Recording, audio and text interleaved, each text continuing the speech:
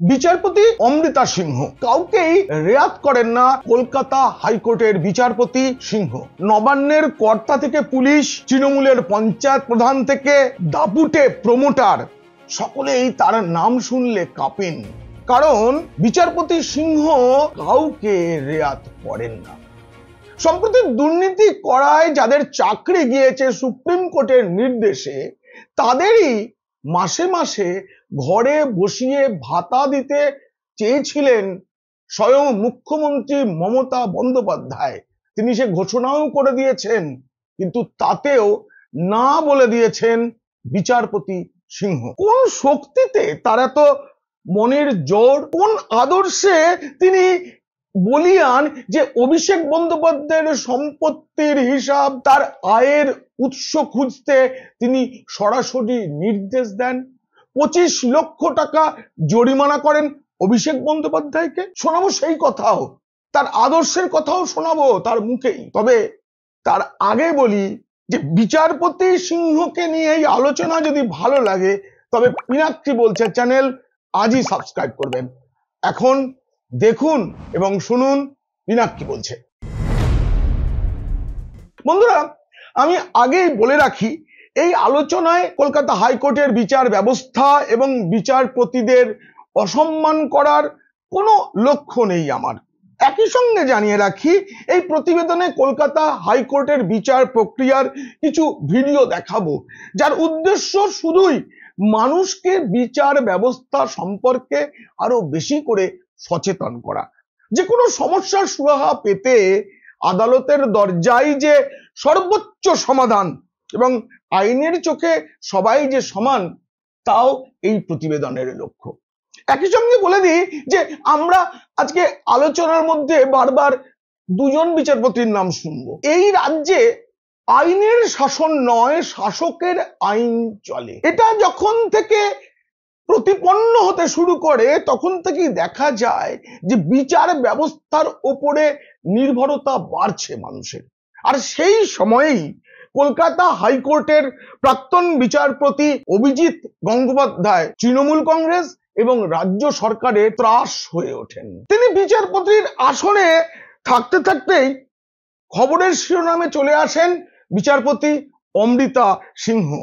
বিচারপতিদের অপমান হয়ে যেতে পারে, তাই কেউ সামনে কিছু বলেন না, তবে তৃণমূলের নেতারা তখন থেকেই বলতে শুরু করেছিলেন, একা গাঙ্গুলিতে রক্ষা নেই, সিংহ দোষর। আবার বিচারপতি সিংহকে কলকাতা হাইকোর্টের দুধে উকিলরাও আড়ালে বাঘিনী বলে সম্বোধন করেন। প্রাক্তন বিচারপতি অভিজিৎ গঙ্গোপাধ্যায় এখন রাজনীতিক, তিনি তমলুকের বিজেপি সাংসদ।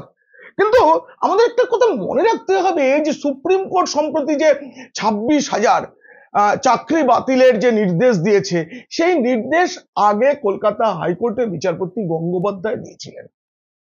এখন প্রাক্তন বিচারপতি বিজেপিতে চলে যাওয়ার পরে এই রায় সুপ্রিম কোর্ট নতুন করে দিয়েছে, তাতে বিপদে পড়েছে রাজ্য সরকার। আমি আজকে বিচারপতি অমৃতা সিংহের পাশাপাশি আমি প্রাক্তন বিচারপতি অভিজিৎ গঙ্গোপাধ্যায়ের কথাও তুলছি। তার মানে এটা ভাবার কোনো কারণ নেই যে কলকাতা হাইকোর্ট তথা অন্যান্য যেসব বিচারালয় আছে, তাদের যারা বিচারপতি বা বিচারক রয়েছেন, তাদের প্রতি আমার কোনো অসম্মান নেই।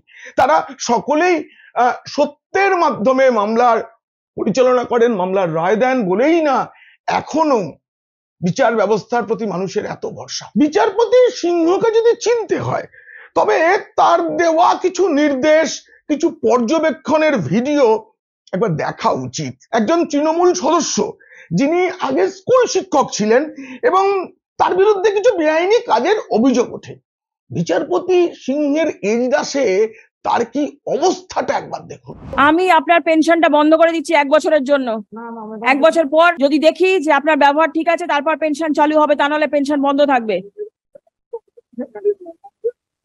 এখন কান্না করতে ইচ্ছে করছে?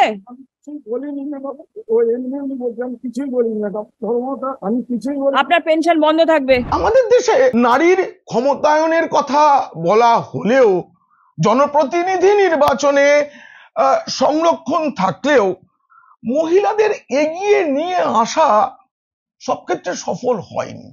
যেমন দেখুন, একটু অতীতের কথা মনে করায়, যখন রাবড়ি দেবী বিহারের মুখ্যমন্ত্রী হলেন তখন সকলেই বলতেন রাবড়ি দেবী মুখ্যমন্ত্রী, কিন্তু আড়াল থেকে লালু প্রসাদ যাদবই সরকারটা চালাচ্ছেন।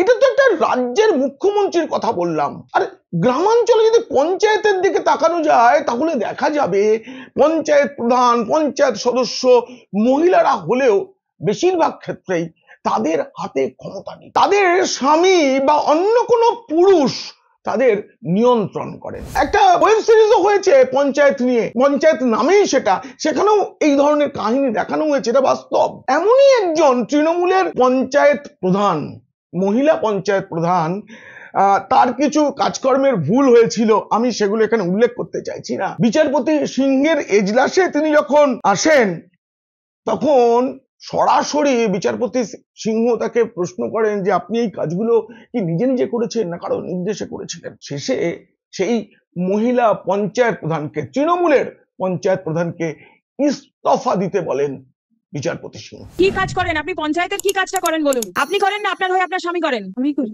আপনি করেন, কি কাজটা করেন? ওই সার্টিফিকেট দিয়ে আর যে অফিসারেরা দেখে, কি দেখে? দেখাশোনা করে, আমি যেটা বলে সেটা আমি সিগনেচার করি। যেটা বলে দেয় আপনি সিগনেচার করে দেন? আপনি তো জানেন না ওর ভেতরে কি লেখা আছে? আপনি কি জানেন? না, বলে মুখে তখন। আপনি যে দায়িত্বটা নিয়ে রয়েছেন সেটা নেওয়ার মতন ক্ষমতা আপনার নেই, বুঝতে পারছেন? You immediately tell her to put her resignation. She is absolutely unfit for the post and she is not in a position to comply any of the orders passed by the court and not even a position to act in accordance with the statute. Let her put her resignation. Let somebody else take steps. এমন আরো কয়েকটা বিচার প্রক্রিয়া আপনাদের দেখাবো যাতে আপনারা আশ্চর্য হবেন যে এত বলিষ্ঠ, এত একটা নির্দেশ দেওয়ার সময় কাউকে রেয়াত না করার যে মনোভাব সেটা আমি দেখাবো। তার আগে একবার আপনাদের যেটা দিয়ে শুরু করেছিলাম সে কথাটা মনে করাই যে 26,000 চাকরি যখন সুপ্রিম কোর্ট বাতিল করছে তখন গ্রুপ সি এবং গ্রুপ ডির মধ্যে যারা একদম দুর্নীতি করে চাকরি পেয়েছেন বলে চিহ্নিত তাদের স্কুলে যাওয়াই বন্ধ করে দিতে বলেছে সুপ্রিম কোর্ট। কিন্তু মুখ্যমন্ত্রী মমতা বন্দ্যোপাধ্যায় বললেন তাদের জীবন ধারণের ব্যাপার আছে, তাই যারা গ্রুপ সি তাদের 25,000 টাকা করে এবং যারা গ্রুপ ডি তাদের 20,000 টাকা করে মাসিক ভাতা দেবেন তিনি। আমি আগে ভিডিও করে বলেছিলাম মুখ্যমন্ত্রী মমতা বন্দ্যোপাধ্যায় জানেন এই যে এটা নিয়ে মামলা হবে, মামলা হলে দিতে হবে না, উনি সব জেনে শুনেই এই ঘোষণা করেছেন। উনি বলতে পারবেন যে আমি তো চেষ্টা করেছিলাম, কোর্ট হতে দিল না। সত্যি কোর্ট হতে দেয়নি। কোর্ট এমনি এমনি নয়, বিচারপতি সিংহ সরাসরি প্রশ্ন তুলেছেন। সুপ্রিম কোর্ট যাদের চিহ্নিত করেছে, যাদের চাকরি দুর্নীতির মাধ্যমে পাওয়া, তাদের ঘরে বসিয়ে কোনো কাজ করা ছাড়াই কি করে টাকা দিতে পারে মাসে মাসে রাজ্য সরকার? Will these people give anything in return or they'll sit at home and they'll earn the money? Milord, here, Milord, because of, as the scheme says, because of sudden loss of livelihood. That means somebody will stay at home and you will go on paying the money till the Supreme Court decides an issue. যেদিন এই প্রশ্নটা করেছিলেন বিচারপতি সিংহ সেদিনকে রায় দেননি। তারপরে 20 June তিনি নির্দেশ দিয়েছেন আপাতত কাউকে ভাতা দেওয়া যাবে না। মুখ্যমন্ত্রী যতই চান পুজোর আগে গ্রুপ সি গ্রুপ ডির যাদের চাকরি গিয়েছে তাদের 25,000 20,000 টাকা করে ভাতা দেওয়া যাবে না। At this stage, it is only for the purpose of passing an interim order. As an interim measure, the state has been restrained from giving any effect and or further effect to the impugned scheme till 26 September 2025 or until further order, whichever is earlier. There is direction for filing affidavit in opposition within a period of 4 weeks and reply within a period of fortnight thereafter. এরকমই আরেকটা নির্দেশেও তিনি নবান্নে কাঁপন ধরিয়ে দিয়েছেন। একটি মামলায় রাজ্যের এক দপ্তরের প্রিন্সিপাল সেক্রেটারির বেতন বন্ধ করে দেওয়ার নির্দেশ দিয়েছিলেন বিচারপতি সিংহ। কারণটা কি জানেন? কারণ ওই দপ্তর একজন বৃদ্ধা মহিলার প্রাপ্য পেনশন আটকে রেখেছে, লাল ফিতের ফাঁসে পেনশন আটকে রেখেছে। তার জন্য তিনি রেগে গিয়ে বলেছিলেন আমি তাহলে প্রিন্সিপাল সেক্রেটারির বেতনটাই তাহলে বন্ধ করে দিই, কোনো কথা শুনবো না। I'll stop the salary of the principal secretary immediately. Next week, can you do or not? Kindly allow a little more time. I will not grant even a day's time. A person has retired, not getting his salary and terminal dues. Why? She's getting the provisional. Why do you think this is a bonus given to her? Pension তো হকের প্রাপ্য, bonus দিচ্ছেন নাকি? এই যে প্রশ্নটা বিচারপতি সিংহ তুলেছিলেন হাইকোর্টের 14 নম্বর ঘর, 14 নম্বর কোর্ট, এই জন্যই সবাই একটু সমঝে চলে। তার কারণ তিনি কাউকে রেয়াত করেন না। প্রথম থেকেই আমি যে কথাটা বলে আসছি, এই যে সরকারের অর্থাভাব, তা সত্ত্বেও এই যে প্রতি বছর পুজো কমিটিগুলোকে হাজার হাজার টাকা দেওয়া হয়, আগামী পুজোয় প্রতি কমিটিকে 1 লক্ষ টাকা করে দেওয়া হবে, কারণ সেটা ভোটের বছর, 26-এ ভোট, তার আগের পুজোয় 1 লক্ষ টাকা করে প্রতি কমিটিকে দেওয়া হবে। এই ঘোষণা মুখ্যমন্ত্রী আগাম করে রেখেছেন। শেষ পুজোয় 70,000 টাকা করে দেওয়া হয়েছিল। এটা নিয়েও বিচারপতি সিংহ প্রশ্ন তুলেছিলেন। হাইকোর্টে তিনি বলেছিলেন যে রাজ্যে চাকরি দিতে পারে না, অর্থাভাবে যে সরকার হাবুডুবু খাচ্ছে, আমরা জানি, তারা এইভাবে টাকা বিলোয় কি করে। শুনুন বিচারপতি সিংহ কি বলেছিলেন। 70,000 rupees for each and every puja. Pension is not being paid, salary not being paid, recruitment not being done because want of funds. একটু পুরনো কথা, 18ই মে 2023 বিচারপতি সিংহ দেখিয়ে দিয়েছিলেন বিচার ব্যবস্থার জোর। তখন প্রাইমারির মামলা, মানে কুন্তল ঘোষের চিঠি ইত্যাদি সংক্রান্ত যে মামলায় অভিষেক বন্দ্যোপাধ্যায় আছেন, সেই মামলাটি তার এজলাসে এসেছিল। সেই মামলায় তিনি 2 কেন্দ্রীয় তদন্তকারী সংস্থা ইডি এবং সিবিআই কে বলে দিয়েছিলেন চাইলে অভিষেক বন্দ্যোপাধ্যায়কে জেরা করা যাবে। এর আগে এই রায় দিয়েছিলেন বিচারপতি গঙ্গোপাধ্যায়, প্রাক্তন বিচারপতি গঙ্গোপাধ্যায়, কিন্তু পরে সেই রায়কে বহাল রেখেছিলেন বিচারপতি অমৃতা সিংহ। সেই সঙ্গে এই যে নতুন করে একটা মামলা করার জন্য কুন্তল ঘোষ এবং অভিষেক বন্দ্যোপাধ্যায়কে 25 লক্ষ টাকা করে 50 লক্ষ টাকা জরিমানা করেছিলেন বিচারপতি সিংহ।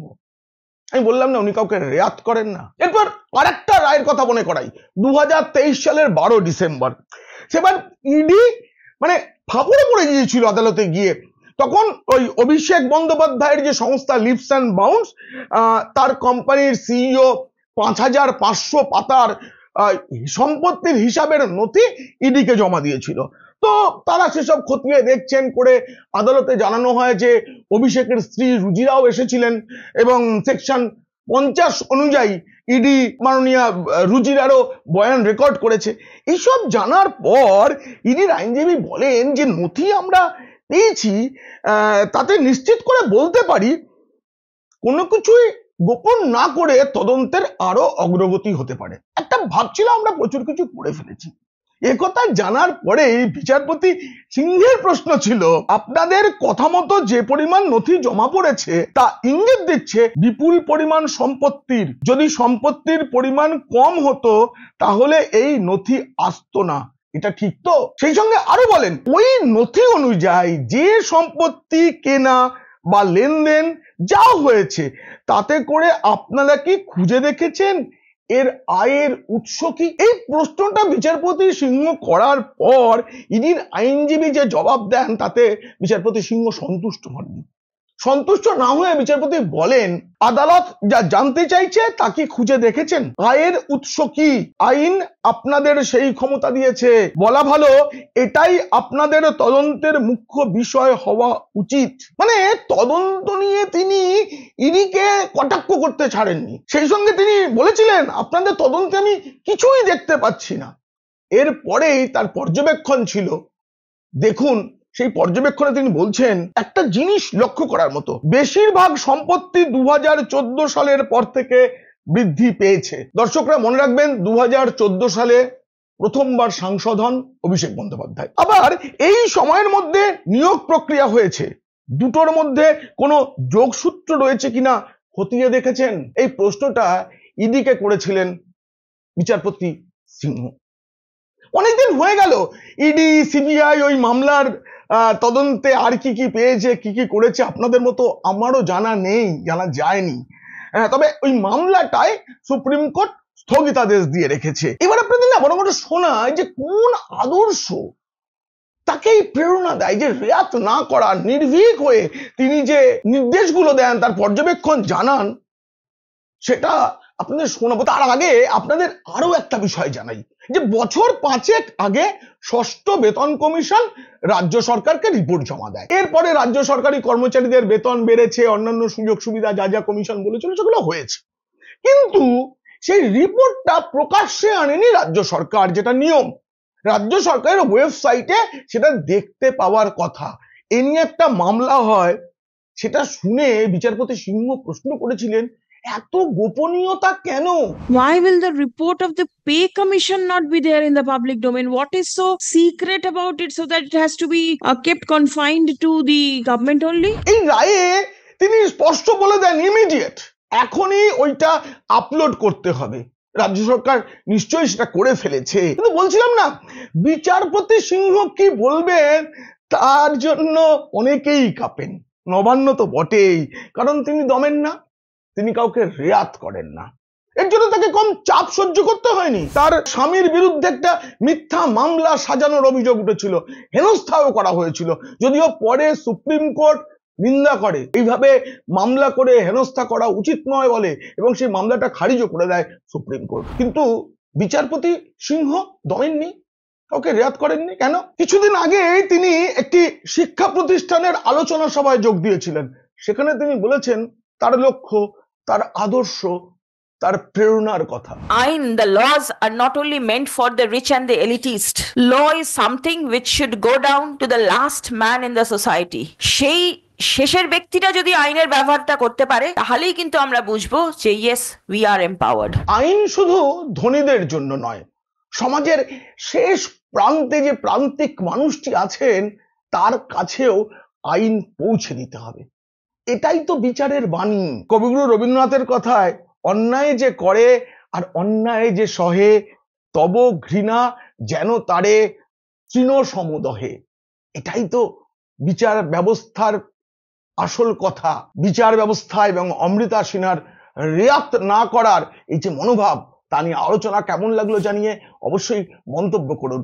আর যদি এই আলোচনা ভালো লাগে তবে শেয়ার করুন বন্ধুদের, আর খারাপ লাগলে শত্রুদের। আপনারা খুব খুব ভালো থাকবেন।